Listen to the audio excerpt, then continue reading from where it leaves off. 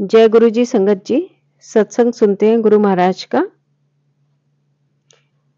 अक्सर संगत देखती थी कि जैसे एक गुरबानी चली, देन एक और गुरबानी वहां पे वही वाली दोबारा से रिपीट की गई, क्योंकि संगत और भी आ रही थी। तब उन्होंने जब आपस में बात की और पता चला कहीं से संगत से कि कई बार नई संगत जो आ रही है उनको उसी गुरबानी के थ्रू आंसर मिलने हैं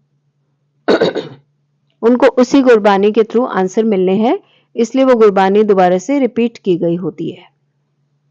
देन ये संगत बताते हैं कि एक आंटी आई, उन्होंने गुरुजी को कहा, गुरुजी मैं तानू बहुत प्यार कर दिया। तो गुरुजी ने कहा, अच्छा, जब तुम शीशे में देखते हो, मेकअप करते हो, बिंदी लगाते हो, कौन दिखता है? तो आंटी जी ने कहा, मैं। तो गुरुजी ने कहा कि नहीं, जब तुम्हें वहां भी मैं ही दिखाई दूं तब कहना कि मैं बहुत प्यार करती हूं। कहने का अर्थ ये था कि हर समय अगर गुरु का ख्याल हो, हमारे गुरु जी का हमको ध्यान रहे, तो उस समय हम कहने लायक हैं कि हम आपसे बहुत प्यार करते हैं, क्योंकि गुरु महाराज तो हमारा पल पल ध्यान करते हैं, तो वो हमसे ज्यादा प्यार करते हैं हमारे को। अब कई बार गुरु जी क्या करते थे कि जलंधर मंदिर जो है अभी, जहाँ कृष्णा बहन जी बैठती है, कई बार गुरु जी वहां पर कृष्णा जी के पास जाते थे, दीदी के पास, और वहां रहते थे। तो संगत बताती है कि आज भी जलंधर मंदिर में कई बार सुबह जैसे वॉशरूम में नहाने की आवाज आती है, और जब जाते हैं तो वो जो साबुन है वहां पर झाग मिलती है, जहां गुरुजी महाराज नहाया करते थे। तो ये प्रमाण है कि हमारे गुरुजी आज भी हमारे साथ हैं। तभी गुरुजी ने कहा ना कि 10 साल की जिसकी भक्ति हो वही मेरे पास आ सकता है। जैसे कि एक आंटी थी, वो आती थी और आंटी जी रोती रहती थी, हर समय रोज आती थी, रोज बहुत रोती थी, लेकिन गुरुजी महाराज उसको कभी भी रिप्लाई नहीं करते थे, उनको कुछ नहीं कहते थे।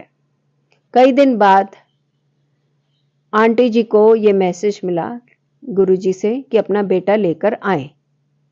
अब उनका जो बेटा था वो चल नहीं सकता था, उसकी टांगे जो है वो लटकती थी, उनमें जान नहीं थी।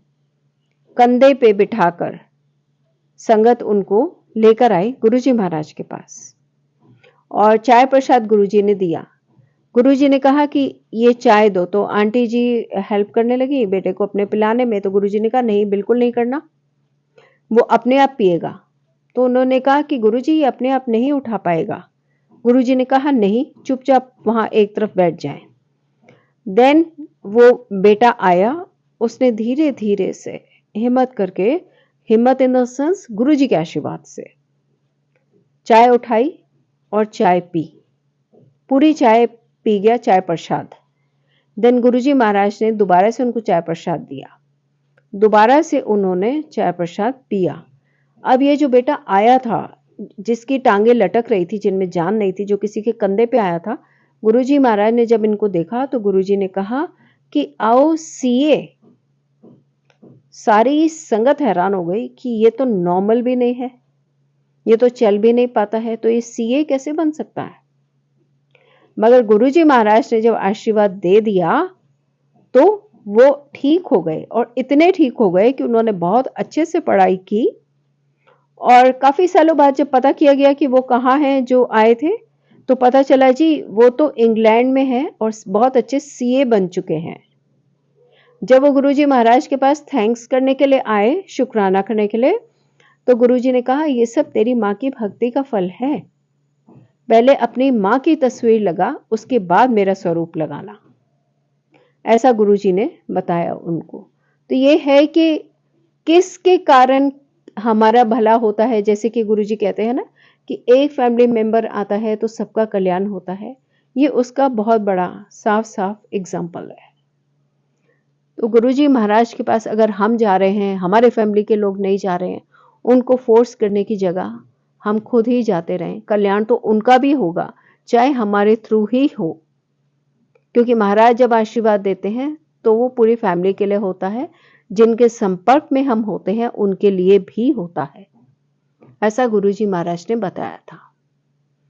कल्याणकर्ता, दुख हरता भगवान हमारे गुरुजी महाराज को करते हैं दंडवत प्रणाम और सब मिलके कहते हैं संगत जी जय गुरुजी, शुक्राना गुरुजी महाराज का।